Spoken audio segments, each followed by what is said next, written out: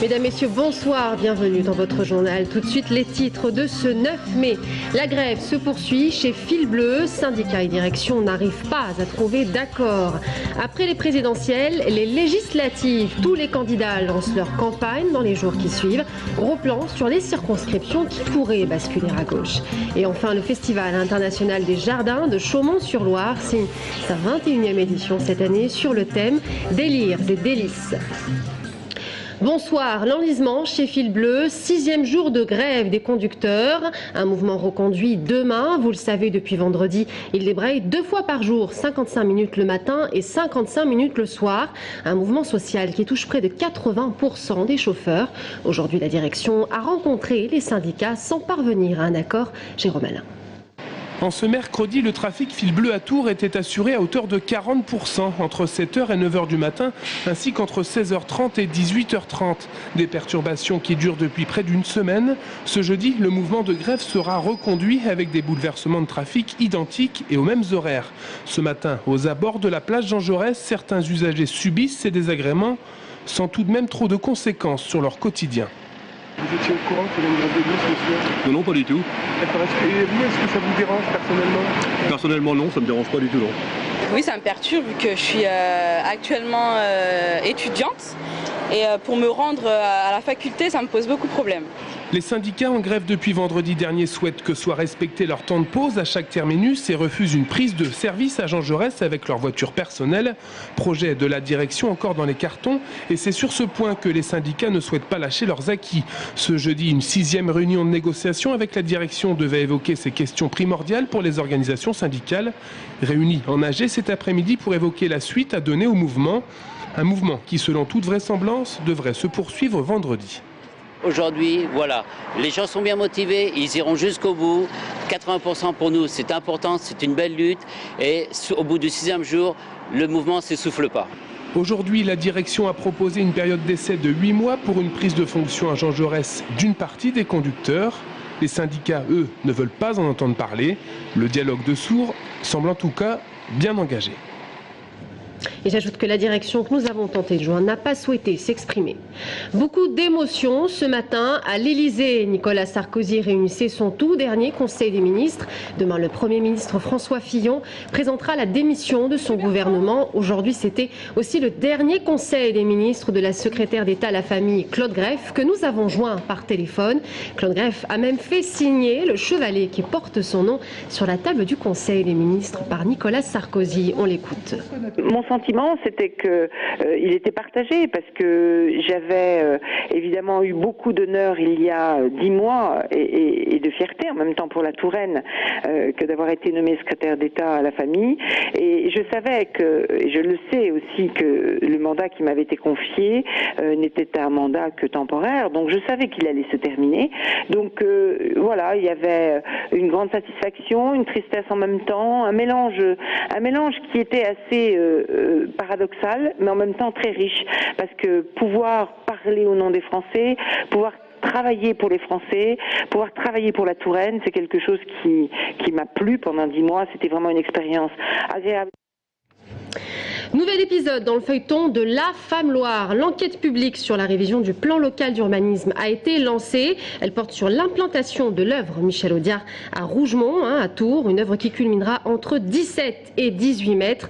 Le commissaire enquêteur rendra ses conclusions à la fin du mois de juin, avant que le conseil municipal ne se prononce sur le sujet lors de la séance du 9 juillet prochain. Direction à présent le Loir-et-Cher avec cette opération spectaculaire et minutieuse près de Vendôme qui consiste à déplacer un pont de 1300 tonnes, le pont Rail qui constitue un élément essentiel de la déviation routière de Vendôme, une opération à laquelle a assisté Brian Bock.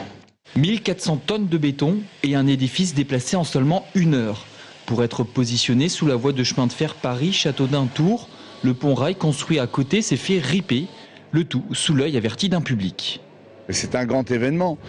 Petits et grands se souviendront de cette poussée de cet ouvrage. Donc nous avons voulu en faire aussi un moment de grands rassemblements populaires. C'est bien de pouvoir faire partager ça aux gens et pas seulement aux officiels.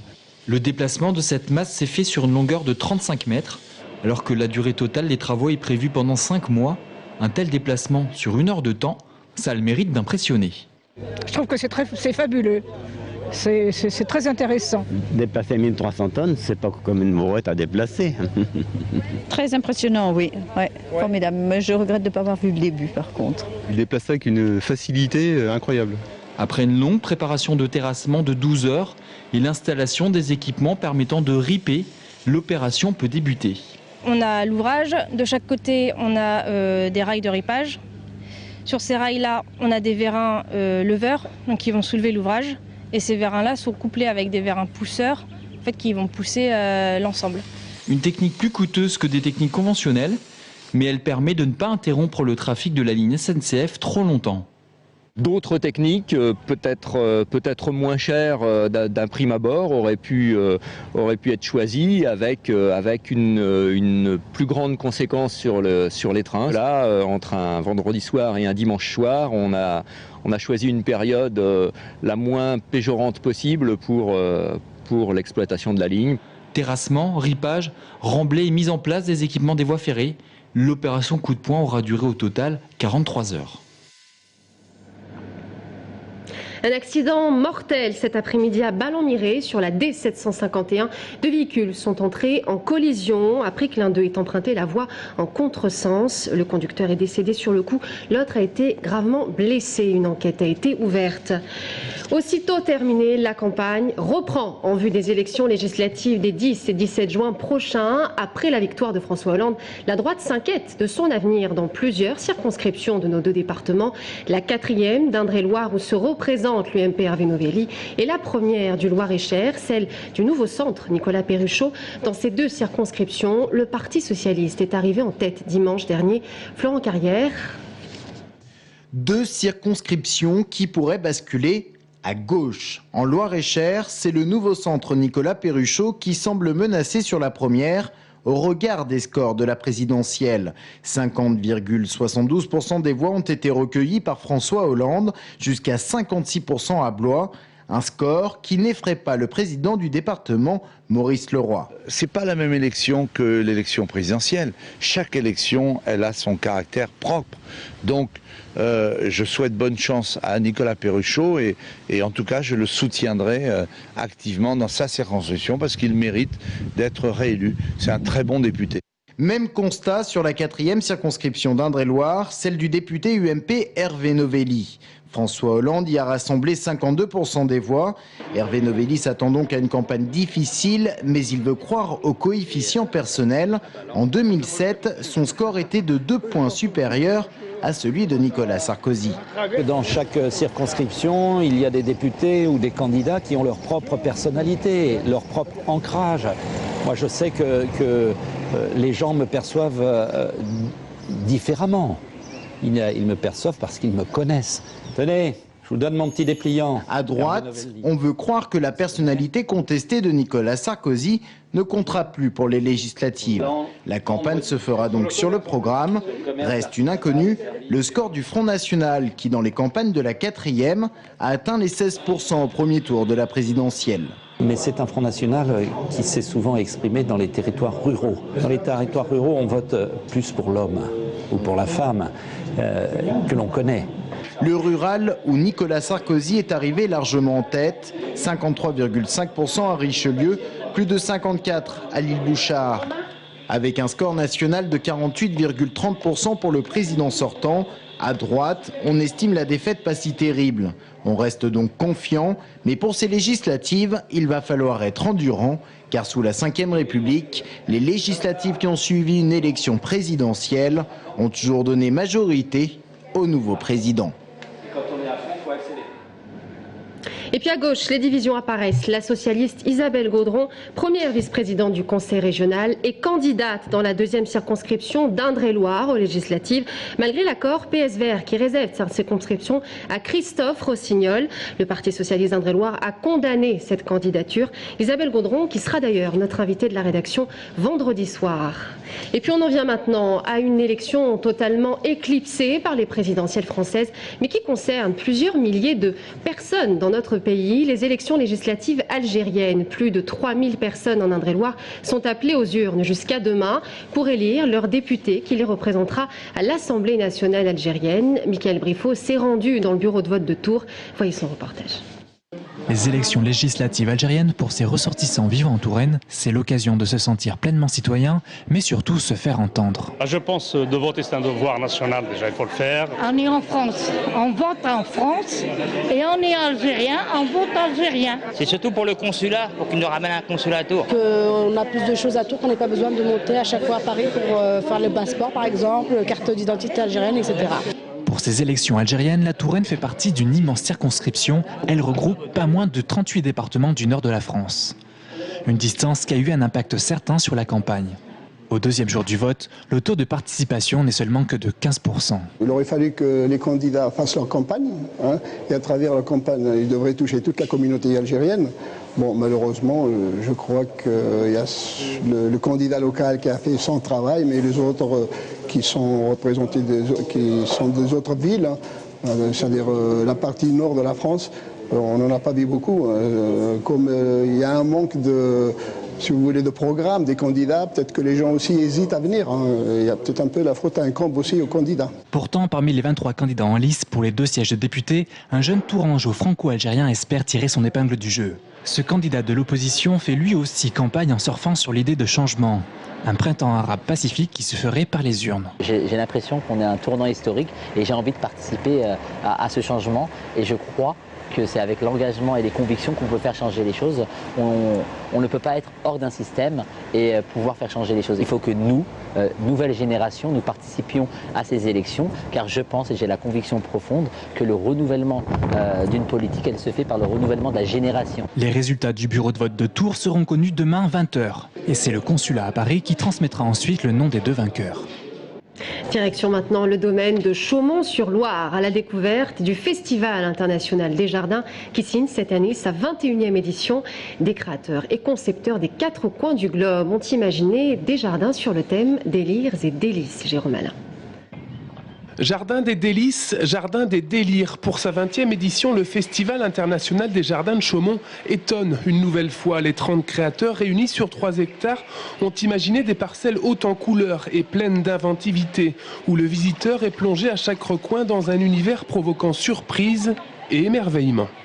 C'est un haut lieu de l'imagination avec beaucoup d'humour. Il y a à la fois beaucoup de talent et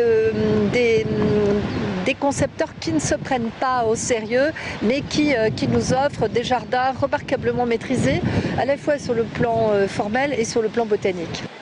Comme par exemple ici, avec le jardin intitulé Envers, où les créateurs Patrice Gobert et les paysagistes Thierry Dalcan et Olivier Thomas proposent une vision du jardin inversé, où la nature foisonne de feuillages exubérants.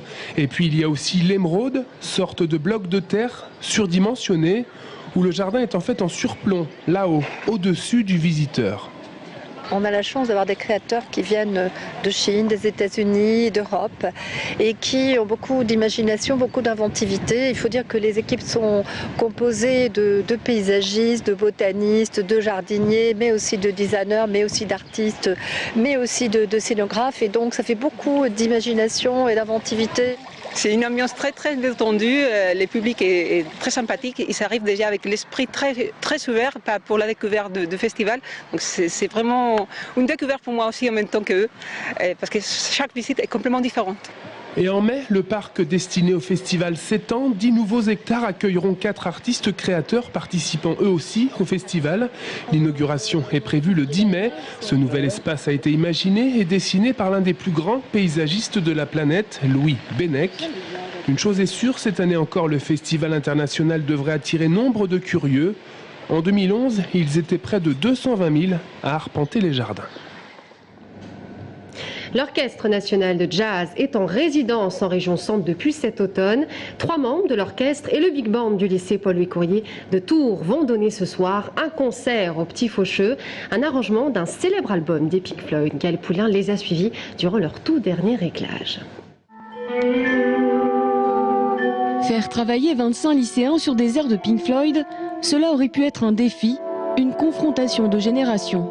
Mais finalement, l'osmose est née entre les jeunes du lycée Paul-Louis Courier et les 3 membres de l'Orchestre national de jazz autour d'un album culte, Dark Side of the Moon. C'est vraiment de la musique qui utilise plein d'instruments différents et qui nous font ressentir des choses que peut-être d'autres musiques actuelles pourraient pas nous faire ressentir maintenant. Et je pense que c'est pour ça que ça reste un classique et d'année en année, c'est toujours un monument de la musique en fait. Un monument de la musique qui était déjà passé entre les mains de l'Orchestre national de jazz et qui a une nouvelle fois été arrangé pour cette formation par le claviériste de l'ONJ. Le tout mis en place en 6 sessions de 2 heures. Mais le résultat devrait en surprendre plus d'un. L'idée, ce n'était pas de jazzifier au niveau du style la musique de Pink Floyd. C'était juste d'adapter en fait notre arrangement qui n'est pas forcément une jazzification entre guillemets de cette musique-là. Ce n'est pas ce que nous avons voulu faire. Donc c'est un son qui est plus proche d'un ensemble orchestral qui jouerait de la pop musique en fait. Reprendre l'album avec notamment pour Big Band, avec un trio, c'est quelque chose de très intéressant et je pense que ça va permettre aux gens d'appréhender l'album des Pink Floyd d'un autre point de vue. Plus qu'un rendu de projet pédagogique, le concert de ce soir s'annonce comme une véritable présentation de création musicale. Seule frustration peut-être pour les lycéens, le fait de ne jouer cette œuvre avec l'ONJ qu'une seule fois. Mais s'il vous plaît, mesdames et messieurs, à guichet fermé. Voilà donc un concert complet ce soir au Petit Faucheux. C'est ainsi que se termine notre journal. Dans un instant, Thibaut Coulant nous rejoint sur ce plateau. A tout de suite.